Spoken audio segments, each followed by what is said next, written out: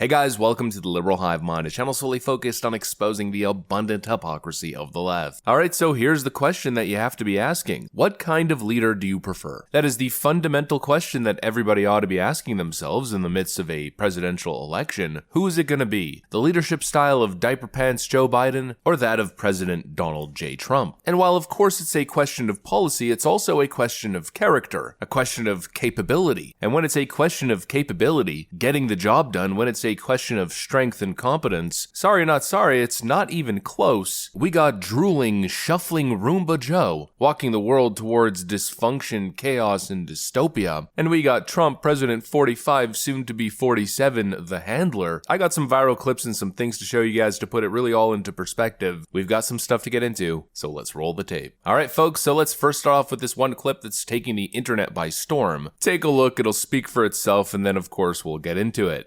My favorite President Trump story. This is my number one favorite of all time. When we were negotiating with the Taliban, while President Trump was still the president, President Trump wanted to get out of Afghanistan, but he wanted a conditions-based withdrawal, meaning that you do what we tell you to do, and then we will start pulling troops back slowly as long as you abide by our rules. It's President Trump and Mike Pompeo, and they are talking to Taliban leadership in the room, and they had one translator in the room. President Trump looked at the Taliban leader and said this: I want to leave Afghanistan, but it's going to be a conditions-based withdrawal. And translator translated. And he said, if you harm a hair on a single American, I'm going to kill you. And the translator goes, and Trump goes, tell him. Yes. Tell him what I said. Tell him what I said.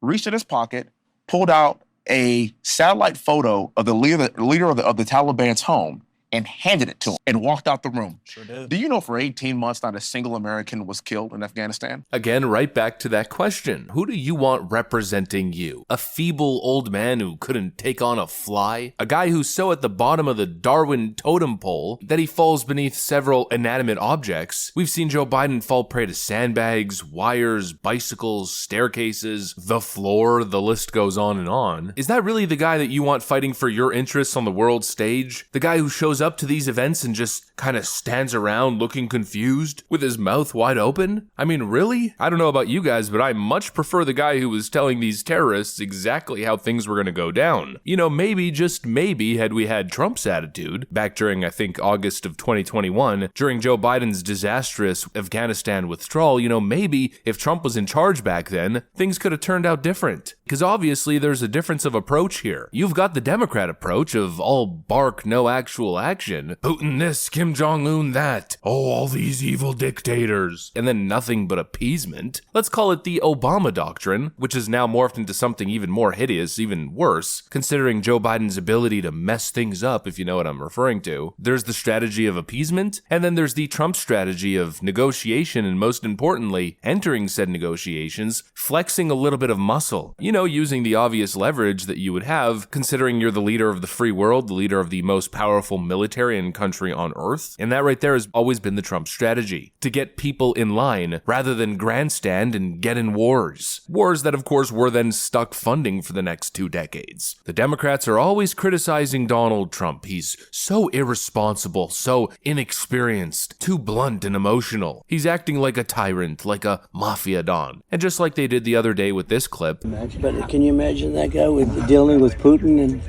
the president of China, who's a fierce person? He's a fierce man, a very tough guy. And they see him, they can't. But they just announced he's probably quitting. Good. Very good. Yeah, that's amazing. Just keep knocking him out, huh? That's it. They always claim that he's cozying up to the dictators because he himself, he wants to be one.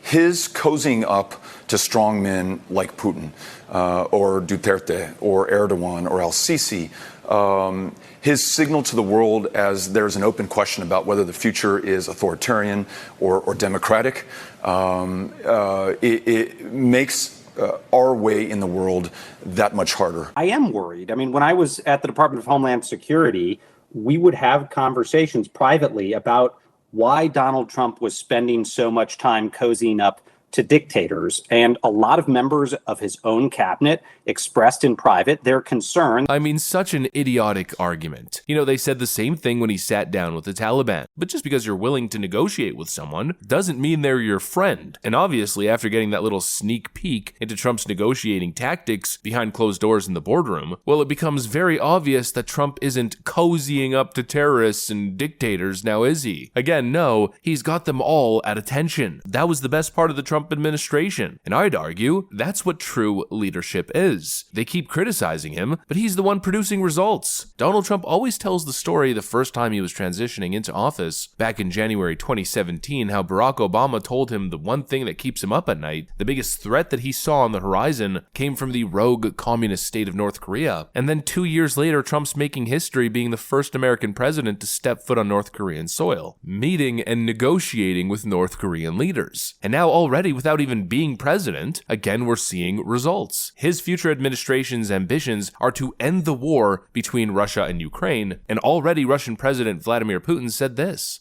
Well, you know, the fact that Mr. Trump, as a presidential candidate, says that he's ready and wants to stop the war in Ukraine, we take that very seriously. Well, I haven't seen his ideas on how exactly he's going to do that, and that is the key question. But I have no doubt that he says that sincerely, and we support that. And somehow, Democrats are claiming that this is a bad thing, that Trump is buddying up with Putin to give him what he wants, to hand him over the old Soviet Union. Just utterly ridiculous. No, the entire point is to maybe take less of a hardline stance, to show up at the table and hope for a diplomatic solution, to play the role of neutral arbiter of peace rather than enabler of war. And of course, the most hopeful goal is to save hundreds of thousands of lives from being lost needlessly. I mean, it's all over a damn border dispute. But again, it brings me right back to the point. I much prefer the Donald Trump style of leadership because it's actual leadership. The United States is supposed to be the leader of the free world. Well, as we all know, when you're a leader, sometimes you need to use a little bit of muscle. And Trump obviously is the muscle. We need somebody right now who's willing to hold Iran accountable. We need somebody who's ready to take on China by most importantly getting the American economic engine roaring again. We need somebody who's not just going to continue to mindlessly funnel billions of dollars into this endless Eastern European war machine, but rather somebody who's going to show leadership and work towards putting an end to all of it. We're talking the difference between actual, genuine leadership and vapid, total lack of substance cronyism. We need New York tough guy Trump. Anyways, that's pretty much what I got for you guys. Hopefully you enjoyed watching the video. If you did, make sure to leave a like and possibly subscribe. Thanks for watching, and I'll see you on the next one.